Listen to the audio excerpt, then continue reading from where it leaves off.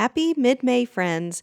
As we finish out May, I, Allison, am finishing up my maternity leave. To help me take a break from recording new episodes, we're pulling content from our group coaching calls inside our private coaching group, the Better Belly Blueprint, to share with you. Today's topic comes from my client, Brittany. She asked, I was wondering, how can having an umbilical hernia and having implanted mesh affect my progress with the course? I've been doing the leaky gut protocol and have been experiencing some pain and bloating that I didn't have prior. My mesh seems to be bothering me in the areas where I think it would be getting attached. I was wondering if you had any suggestions for relief. I'm also doing the liver protocol and getting ready to start the H. pylori protocol. This question is a great example of how even in a program that's designed to be customized to every client, there are still small little questions that can come up that are super unique and tailored to that individual, and how having access to regular coaching can make a big difference in your confidence and clarity around getting results. I loved getting to chat through this question with Brittany. If you've ever had any surgeries or bodily injury to your body and you wonder if it could stop or limit your progress to healing, then this episode is for you. And if you want to ask questions to me just like this one and get my live feedback, just like Brittany, now you can. When you join the Better Belly Blueprint and add on 3 months of group coaching with our super affordable price, you get access to live bi-weekly group coaching calls just like this one and unlimited daily one-to-one coaching inside our private Facebook group. Enrollment's open now, so there's no need to wait. We are still serving all of our clients, even on my maternity leave. Go to betterbellytherapies.com/blueprint to read more about the Better Belly Blueprint and join today. Or if you prefer to learn via audio and video, go to betterbellytherapies.com/training and watch the free training I put together on why and how the Better Belly Blueprint helps you overcome your toughest symptoms, even when nothing else has worked prior. Are you ready to hear Brittany's answer? Let's dive in. Hey friend, welcome to the Better Belly Podcast. If you're currently trying endless supplements, doctor visits, and diet changes to heal your mystery symptoms, you are in the right place. We're here to solve the real root causes behind your gut, hormone, skin, sleep, and brain concerns, literally anything and everything in your body. My name is Allison Jordan. I'm a functional medicine practitioner that has supported over 150 clients just like you to heal problems that no one has been able to fix. You don't need a perfect diet or a random supplement you found on Instagram to heal. You need a proven system that heals your whole body from the inside out. That's what I'm here to share with you, episode by episode. It's time to make health easy again. And just as a reminder, this information is not meant to diagnose, manage, or treat disease. Always consult with your own health practitioner before you make any changes to your health. Brittany, I'm going to copy and paste your question into the chat. I'm going to read it, and then we'll talk. All right. So Brittany says, my question is not related to a lab, but more specifically some issues she's been having. She was wondering how having an umbilical hernia and an implanted mesh can affect progress with the course. You've been doing the leaky gut protocol and have been experiencing some pain and bloating that you didn't have prior. Your mesh seems to be bothering you in the areas where you think it would be attached. You're wondering if I had any suggestions for relief. You're also doing the liver protocol and getting ready to start the H. pylori protocol. Real quick, you didn't mention the nutrient protocol or the digestion protocol. Are you not doing those? Sorry. No, I forgot them. Sorry, I have kids. I know, so You mentioned leaky gut. So yeah. Yeah. Sorry about that. No, I was like trying to remember what they all were, and I was like in the middle of typing, and then a kid's interrupting, and then I started typing again, and it took me like 5 minutes to type the entire question because No, totally fine. Where's your mesh? You didn't mention it. Is it over the umbilical hernia or somewhere else? Yeah, so it's like over the umbilical hernia, and then it I think it attaches like on both sides and then maybe like above. I'm not really sure. I've had issues with it since having it done. And that was in 2016, when I had my first son. So when you say issues, is it like, can you think before this program, when you've had your issues, is it like, can you think, okay, it was when I also had bloating at those points in time? Yeah, it's typically when I have bloating. Okay. So yeah, this is likely part of what's going on is that when you have bloating, you literally are increasing the amount of pressure in the abdominal cavity. So if you have like most of your tissue should be mobile, but mesh isn't mobile. That's the magic of it is that it's keeping the umbilical hernia from rehappening or getting worse because it literally doesn't move. So if you have, a balloon, which is the belly that's expanding or getting additional pressure added to it, and everything else is like kind of like I can move, and maybe you're a little uncomfortable, but it's fascia is stretchy, and then you got the Right. mesh is like, I'm not going to move, then the area where the mesh is attached is going to get extra tension added in. Okay. That makes So sense. definitely, I'd say the big thing, well, I guess there's two things I think of. Um, I've never had someone come in to my office when I was doing visceral manipulation who I've had people come in with mesh, but I never had someone come in with mesh over an umbilical hernia who had symptoms when they were bloating.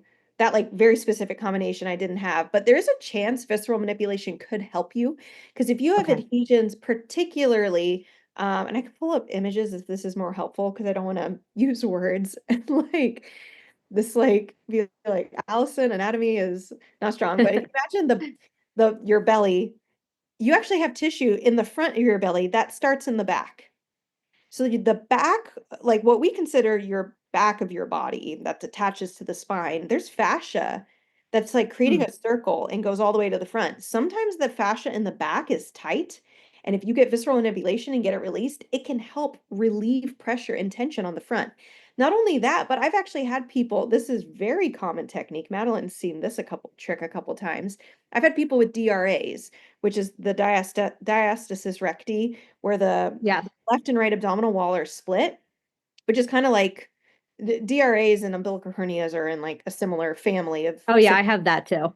exactly. I'm like, if you have an umbilical, most women get umbilical hernias after giving birth, and it's like an exaggerated DRA where you now have gut tissue coming through the hole instead of it just being like, not only is it a hole, but you have stuff coming through it. So, all that being said,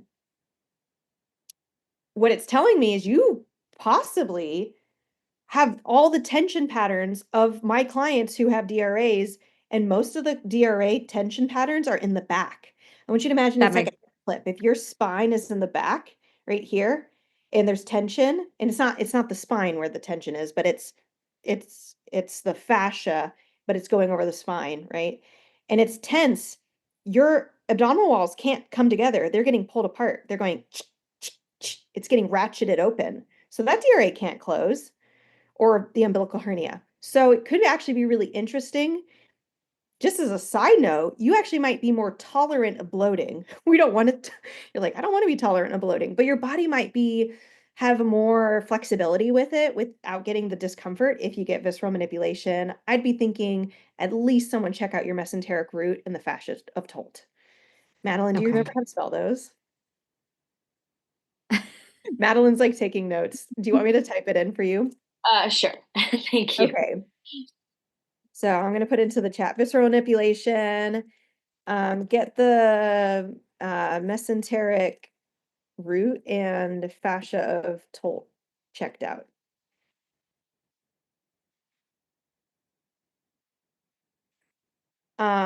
I just think that honestly, you might even have, if you have any back pain, if you have difficulty breathing, getting a full breath, all these things could be massively improved. Any leaking with urinal leaking, when you cough or sneeze, a lot of these things can be improved. Again, I'm kind of just guessing at symptoms you might be having on top of all this. But yeah, just a fun fact. Do you know where to go? Oh, she disappeared. Oh no.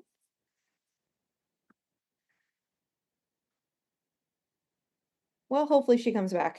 I want to give it a hot second, but telling you, technology has not been my friend lately, and other people's friends.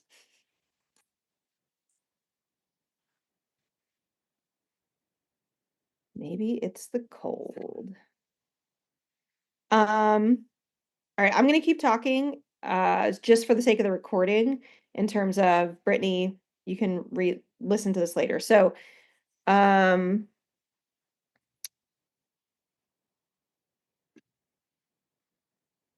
sorry, I want to make sure I'm rereading her question about the bloating and they're getting relief. Okay, so she's in it. Hey, Melissa, or not Melissa, Brittany. Welcome back. All right, I didn't say too much. I was kind of waiting for you. Do you know where in the program to go? That module Yes, 4. 4? 4. Do I know where to go? Module 4, cool. Find a practitioner, do some of the, you can even do some of the self-assessments or treatments, see if that even helps. But I do think a practitioner would be really great in this circumstance. Okay, yeah, I have been doing the self ones pretty regularly, and they definitely seem to help when I do them. I have a lot of tension, like even in my back most days to begin with. Yes. So Yes. that's probably where to start then. I wasn't Yes. sure if it was Girl, like get a visceral manipulation appointment. It could change your life because those like I do those self-treatment things, but they're just not specific. They're not as specific and direct and potent. They can okay. be super helpful in like improving things between sessions of a visceral manipulation, getting yourself comfortable enough to be able to sleep or be able to be with your kids and not just be in so much pain. But the visceral manipulation from a practitioner is always going to be the most like powerful and sustaining. Okay, thank you. Yeah, I wasn't sure with the mesh. It's interesting because I haven't always had like a ton of issues, and I've never really noticed it like causing a lot of problems until recently, but I think it's also because um with all my issues I lost a ton of weight, and now I can like see it more, so it like Sure. and I can feel it more. So it definitely like, that freaks me out a little bit, not gonna lie. But I'll do the visceral manipulation. I'll see if Yeah. there's here. And the nice thing is that and if for any reason your visceral manipulation practitioner, only like basically someone who's not actually skilled enough should do this, but if they try to manipulate around where the mesh is, they might be able to if they're actually super highly skilled, but typically we try to avoid where mesh has been put, especially the attachment, like the transitional zone, because we do not want to be responsible for that thing moving. It needs to stay in place. But the cool thing is I think that most of your problems are probably not even coming from anywhere near where the mesh is. It's really on the opposite side of the body. So the one where I'm doing the liver, when I'm like putting my fingers here, and do you think that could be causing it because it's like right where that mesh is? Like, should I avoid that one for now? Well, because of how the mesh is on the anterior side of the body, you might have to press through it to Okay. get to tissue. Okay. Even your practitioner might have to do that. It's very different to like try to stretch the anterior abdominal wall tissue, opposed to like sinking past it. Like where you're not trying to. You could try, but I don't think that's your issue. Your issue Okay. is that A, you're bloated, and B, the tissue doesn't like B, there's tension in the tissue not located around, or there's tension in the tissue, not directly where the mesh is, but probably away from the mesh. Okay. Okay. That makes sense. Yeah.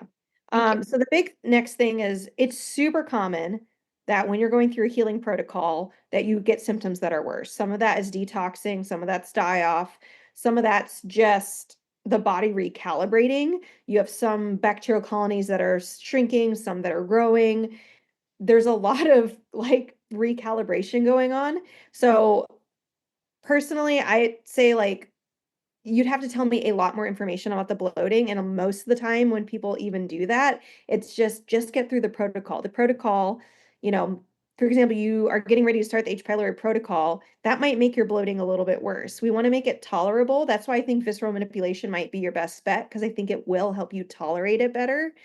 But at the end of the day, we are aggravating stuff. Like we're giving you things that there might be microbes in your body that are like, well, dang it, she's getting stronger. Her immune system's getting healthier. Like we're having to fight back a little. Like, right? You're not making yourself an easy target anymore. Right. And at first I was worried that it was food related, but I mean, I don't eat hardly anything because between my Zoomer Right. and I was not like what avoiding in the first place. I'm like, well, can't be anything I'm eating because I eat the same thing. Yes. But I guess Yeah. it could. The gut bacteria is different now. I don't know. Right.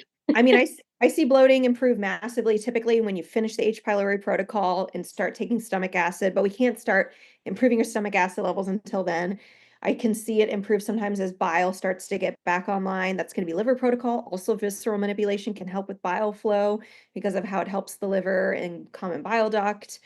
Um, I've seen bloating increase or improve. I don't know. Yeah. I haven't found a supplement or any like go-to method that's like, this will for sure help your bloating. Sometimes bloating's histamine related. You could try something related to helping histamine digest in the gut, like a DAO supplement. But I only have like a 10% success rate when just throwing a DAO supplement at someone, and they're not cheap. So it's kind of like I'm telling you things that I could do or that someone could try to tell you is gonna work that I still don't think like the Yeah. success rate's still low enough. To me, it's like, do the thing that we know is gonna work. Okay. All right. I'll look for a practitioner around me. I'm in the middle of nowhere, so I'm hoping that there's someone, but we'll find out. And even if it's like an hour away and you're like, I can go once a month, that's still enough. Don't discount it because you're like, oh, we get used to sometimes being in mindsets of like, I have to go see the chiropractor twice a week or the PT twice a week or once every week or something. It doesn't have to be that frequent for visceral manipulation. Thank you. Hey friends, Allison popping in real quick here to let you know that we have some related episodes and content for you for this episode. So if you want to learn more about fascia and its involvement in your overall gut health, go to episode 90, Fascia 101, the hidden force behind bloating and constipation, and you can learn more. We also have a free resource on how to find a craniosacral therapist or visceral manipulation practitioner near you by going to betterbellytherapies.com/find or clicking the link in the show notes. I hope you enjoyed today's episode, and we'll catch you guys on next week's episode.